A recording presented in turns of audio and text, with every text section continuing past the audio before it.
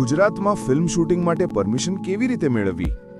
ગુજરાતમાં ફિલ્મ કે add shoot કરવી છે, પણ પરમિશન ક્યાંથી મળે છે? કઈ કઈ મંજૂરી જોઈએ છે? આજના વિડીયોમાં હું તમને ગુજરાતમાં ફિલ્મ શૂટિંગ પરમિશનની સંપૂર્ણ પ્રક્રિયા સમજાવું છું. ગુજરાતમાં ફિલ્મ પરમિશન કેમ જરૂરી છે?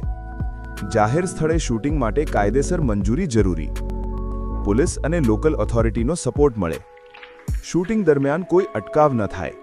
ઇન્સ્યોરન્સ અને સેફટી માટે જરૂરી. પરમિશન વગર શૂટિંગ કરશો તો શૂટ બંધ પણ થઈ શકે. ગુજરાતમાં કયા પ્રકારની પરમિશન જોઈએ?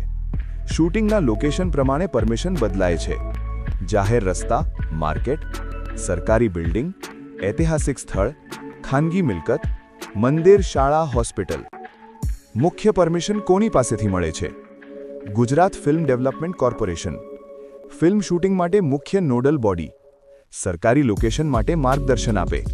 સ્થાનિક police, road block, traffic control, ભીડ મેનેજમેન્ટ. મ્યુનિસિપલ કોર્પોરેશન અથવા ગ્રામ પંચાયત.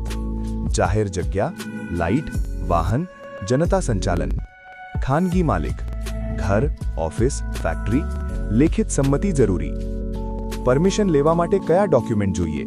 સામાન્ય રીતે પ્રોડક્શન હાઉસનું લેટર, સ્ક્રિપ્ટ અથવા સીન ડિટેલ, શૂટિંગ તારીખ અને સમય, લોકેશન વિગત, કાસ્ટ અને ક્રૂની યાદી, આઈડી પ્રૂફ. પરમિશન પ્રક્રિયા સ્ટેપ બાય સ્ટેપ.